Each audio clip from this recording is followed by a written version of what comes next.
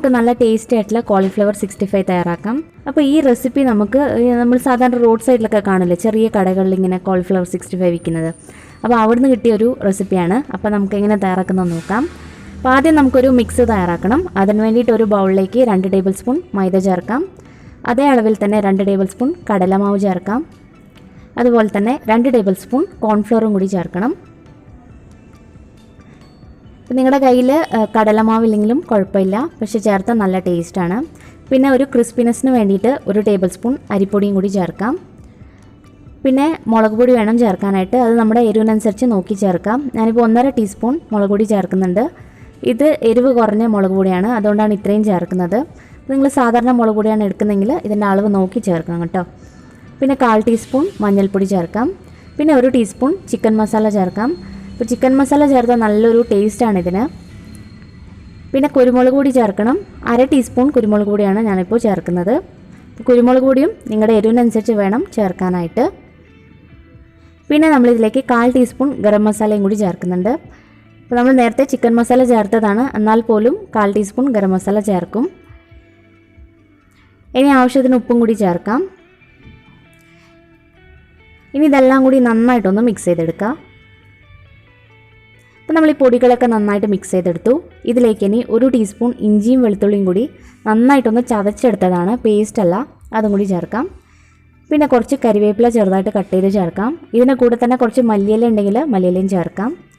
പിന്നെ 2 table spoon തൈരും കൂടി ചേർക്കണം. അത്യാവശ്യം കുറച്ച് പുളിയുള്ള തൈരാണിത്, തൈരും കൂടി ചേർക്കാം. അപ്പോൾ തൈര് ചേർക്കുമ്പോൾ നല്ല ടേസ്റ്റാണ് ഇതിന്. തൈര് ഇല്ലെങ്കിൽ മാത്രം നമുക്ക് ലെമൺ ജ്യൂസ് ചേർക്കാം കേട്ടോ. 1/2 മുറി നാരങ്ങയുടെ നീര് ചേർത്താൽ മതി. ഇനി ഇതെല്ലാം കൂടി മിക്സ് ചെയ്തെടുക്കുക. ആവശ്യത്തിന് വെള്ളം കൂടി ഒഴിച്ച് കുഴച്ചെടുക്കണം. അപ്പോൾ നമ്മൾ വെള്ളം ചേർക്കുമ്പോൾ ഒരുപാട് വെള്ളം ചേർക്കരുത്, കുറച്ചൊന്ന് കട്ടിയിൽ തന്നെ വേണം കുഴച്ചെടുക്കാനായിട്ട്. അപ്പോൾ നമ്മളിത് കുഴച്ചെടുത്തു. ഇതിലേക്ക് ഇനി അവസാനമായിട്ട് സോയ സോസാണ് ചേർക്കേണ്ടത്. 1/4 ടീസ്പൂൺ സോയ സോസും കൂടി ചേർത്ത് വീണ്ടും ഒന്ന് മിക്സ് ചെയ്തെടുക്കാം. അപ്പോൾ ഈ സോസ് അവസാനം മാത്രം ചേർത്താൽ മതി കേട്ടോ. നല്ലതുപോലെ മിക്സ് ചെയ്തെടുക്കുക. അപ്പോൾ ഇതിൻ്റെ ഒരു പരുവം കണ്ടില്ല, ഈ ഒരു പരുവത്തിലാണ് നമ്മളിത് മിക്സ് ചെയ്തെടുക്കേണ്ടത്. ഒരുപാട് കട്ടിയല്ല, അതേസമയം ഒരുപാട് ലൂസും അല്ല.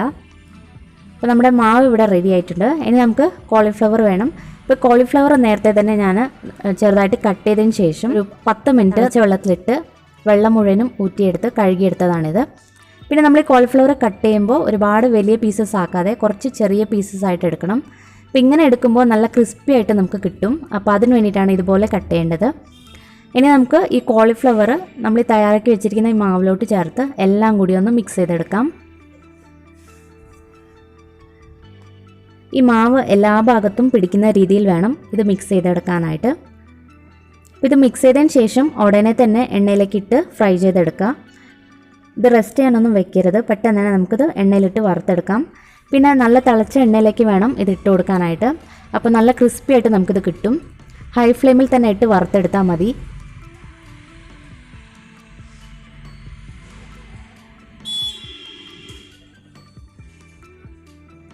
ഒരു സൈഡ് ആയതിനു ശേഷം നമുക്കിത് തിരിച്ചിട്ട് കൊടുക്കാം. 2 സൈഡും നന്നായിട്ട് തന്നെ ക്രിസ്പി ആവുന്നത് വരെ ഫ്രൈ ചെയ്തെടുക്കണം.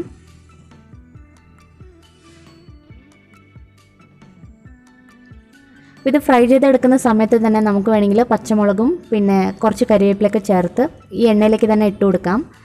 അപ്പോൾ അങ്ങനെ വേണമെങ്കിൽ അങ്ങനെ ചെയ്യാം കേട്ടോ. ഇപ്പോൾ നമ്മൾ വറുത്തെടുത്തു, നല്ലതുപോലെ ക്രിസ്പിയായി കിട്ടിയിട്ടുണ്ട്. നമുക്കൊരു പ്ലേറ്റിലേക്ക് മാറ്റാം. അപ്പോൾ ബാക്കിയുള്ളതും നമുക്ക് ഇതേ രീതിയിൽ തന്നെ വറുത്തെടുക്കാം.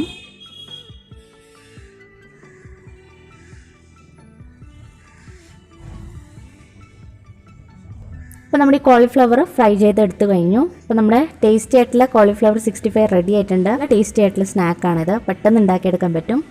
ഉറപ്പായിട്ടും നിങ്ങൾ ഇതേ രീതിയിലൊന്ന് ട്രൈ ചെയ്ത് നോക്കണം. ട്രൈ ചെയ്തിട്ട് നിങ്ങളുടെ അഭിപ്രായങ്ങളൊക്കെ അറിയിക്കണം. താങ്ക്